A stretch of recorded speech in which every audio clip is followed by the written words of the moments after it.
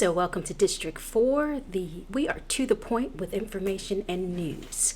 I'm your host, A-Love.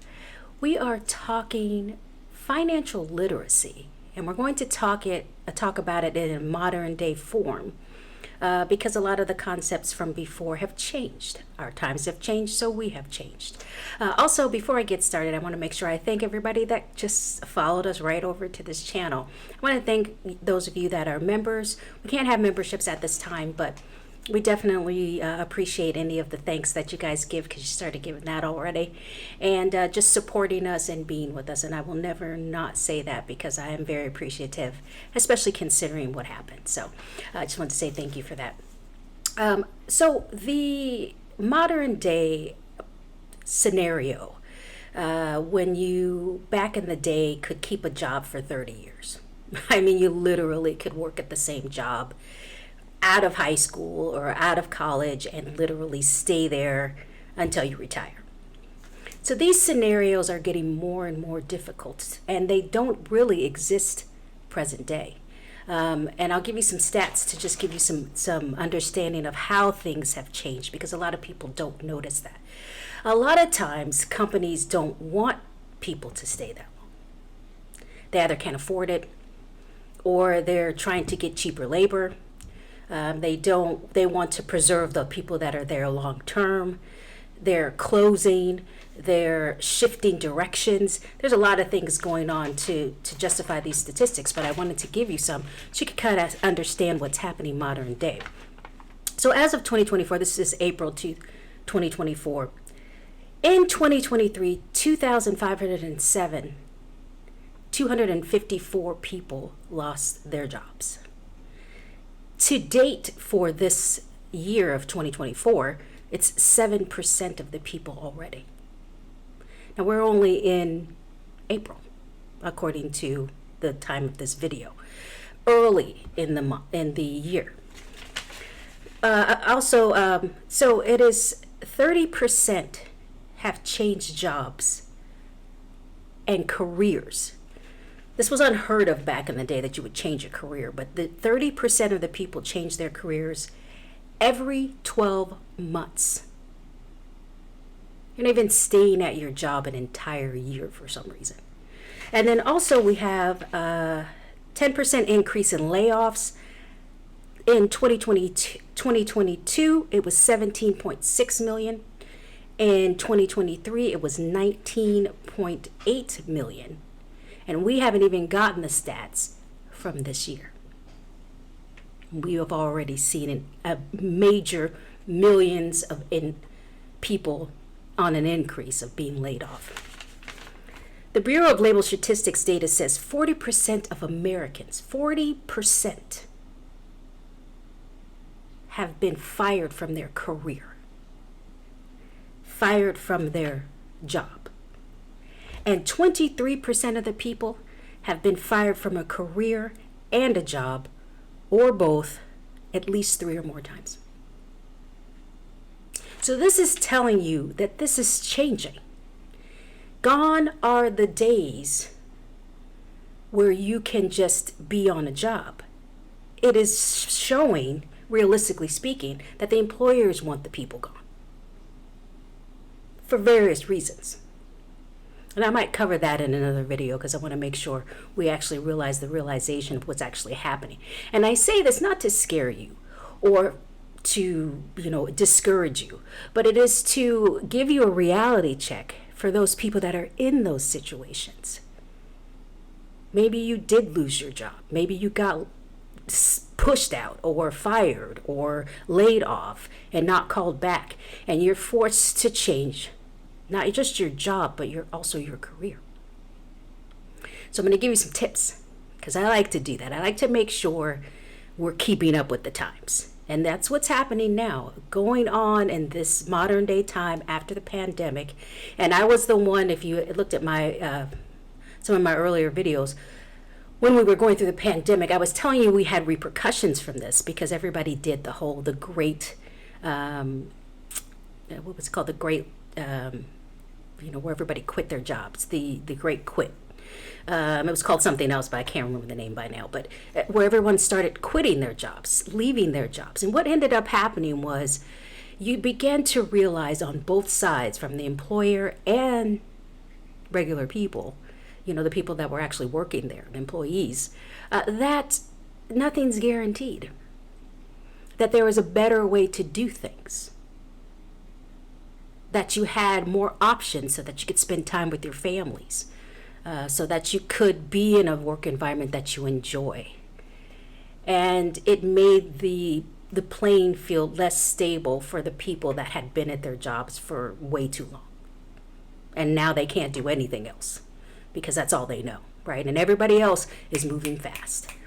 It made the job market quick because you had a bunch of people with a ridiculous amount of transferable skills versus the people that had been on their job for 10, 15, 20 years and they haven't transferred any skills over because that's the only job they've ever had.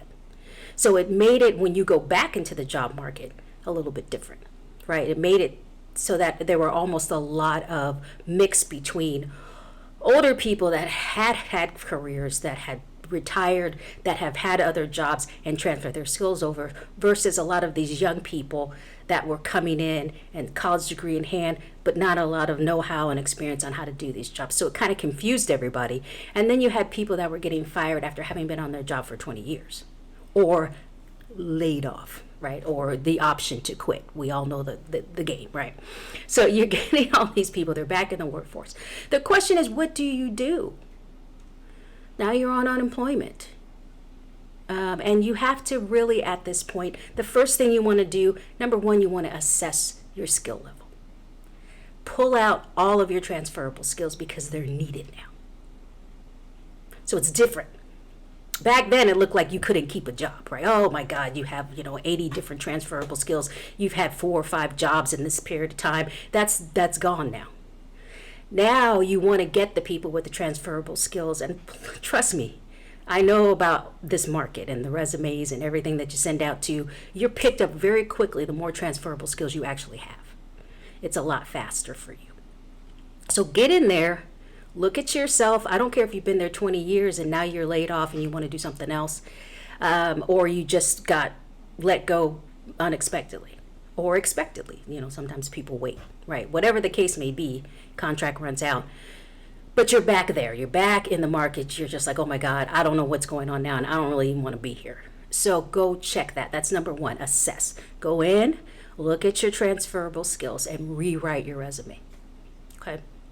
Now, you don't need to redo your resume geared towards your old career, because the truth of the matter is, if you worked in something that is minimized now, minimized meaning it's watered down, like there's a lot of careers that got watered down,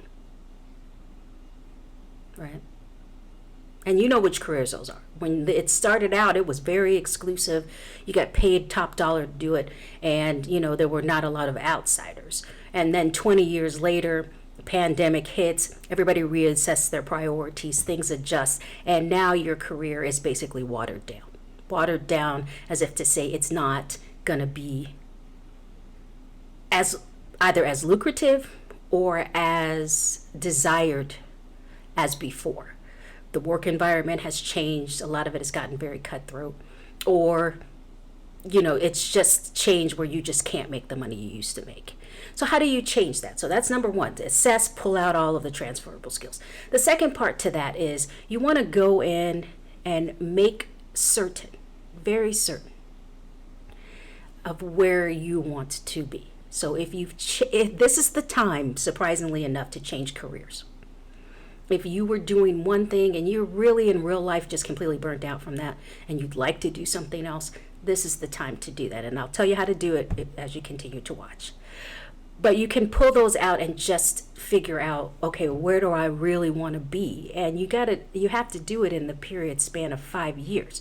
A lot of times, if you pick a career that is mobile, meaning it moves quickly, it's rapid, everybody's changing, you have a better chance of restarting it. So, i.e., someone that used to work in, I don't know, they have to be unrelated, okay? Someone that used to work in politics which there's different levels of that, but let's just say you're at a level where you're just done with it. You're like, okay, I am so over it. I don't want to do it anymore. You can transfer into consulting if you like, or you can transfer into something that will allow you to eventually be an executive. What level are you supposed to be at? Where do you gear your resume towards in the sense of where you want to be? And so you want to assess that like you did when you started your career, right? Some of us fell into a career and some of us didn't. But if you didn't and you actually planned it and it started out one way and you just want to get out of it, for example, a lot of people that were medical got out of that field during the pandemic. They did not want to work it anymore. They were over it. I want to do something else. Another way to do it is to go, once you get your unemployment, everybody gets that, or you get your severance, is to work part-time. Now, believe it or not, even if you're on welfare, unemployment, severances, each of these will allow you to work part-time and still get the other half. Okay?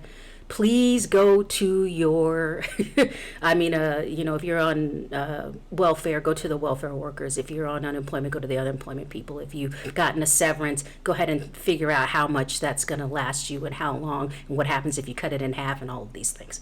But just make sure you plan that out. But then you do that for a while, which will allow you to go into the career at a lower level.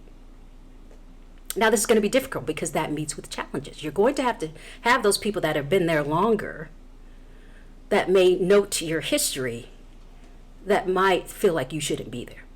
So you're going to have to deal with this struggle. I tell you that so you'll know going in that that's a possibility. Now, is it true for everywhere? Of course not. I mean, some people don't mind as long as you're doing your job well. And you're less likely to step on any toes because you've already been in one place. You're not eager to go, cutthroat and get something new.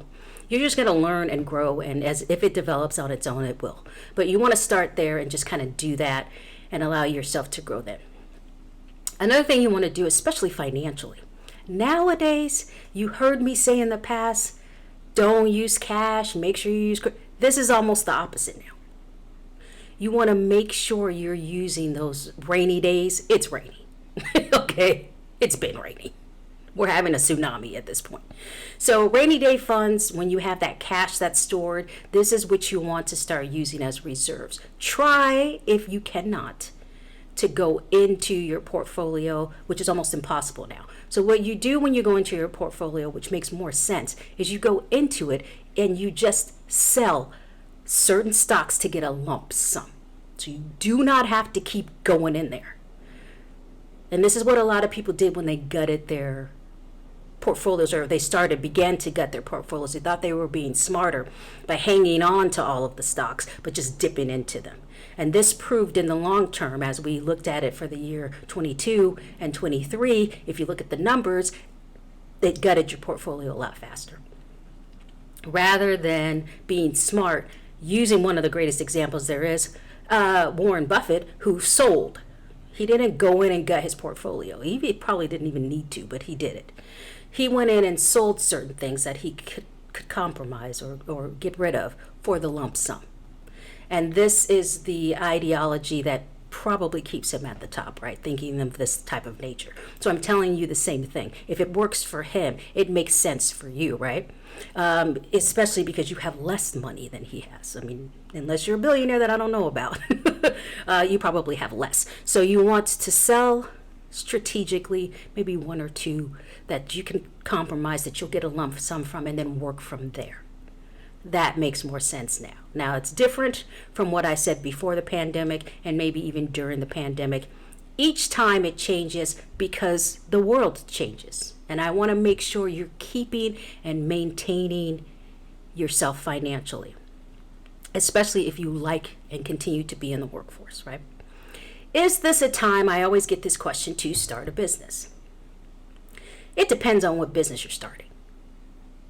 So if it is a service-oriented business, you're probably going to do a little better, okay?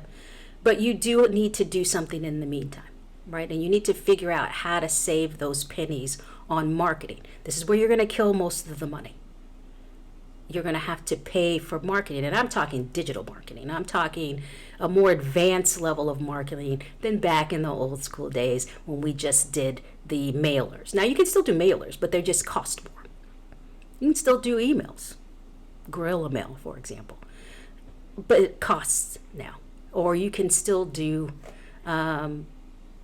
just flat out flyers that you send out or give away or take to wherever you take them. So the thing is to think a little bit broader and a little more focused on other areas that are going to cost you more. So the bottom line is, and that would be the next number, I think I'm on 4, is to make sure that you really can afford to market. That's going to be where it's really at. And any type of business that you start, same thing. Marketing, and particularly now, because a lot of people are going in different directions. Because starting over that's where it's at right now. A lot of people have to, and some people want to, and other people are taking advantage of the opportunity to start over. So in these types of scenarios, certain areas get larger. Just like food went up with inflation, gas went up with inflation. You can think business-wise, marketing goes up as the marketing strategies change. And that's just in general. But now we're talking more digital marketing, and we're talking more on just paying for the old school methods. And so a lot of people use digital marketing mostly because it's less expensive. It's still expensive, but it's less expensive than our old school methods. They're tried and tested. They do take a little bit of time to work, but the outcomes are pretty much the same. And some people don't use those methods at all. They only use, for example, the founder of Crumble Cookie doesn't use any type of methods. He only uses digital marketing, and then everybody doing social media. So he doesn't spend on that at all. So you have to get creative with that. All right, I don't want to make this video too long. As my videos nowadays will not be too long. But I want to make sure that we got that foundation out there. I might do a part 2 if you say you need one. Thank you so much. Make sure you like, comment, and subscribe, especially for nowadays, especially after what happened. Make sure you share. Sharing is always important. Thank you to those of you that have given thanks. And follow our TikToks. I couldn't remember what I was going to say. Follow our TikToks. Thank you guys so much. And I will see you next time.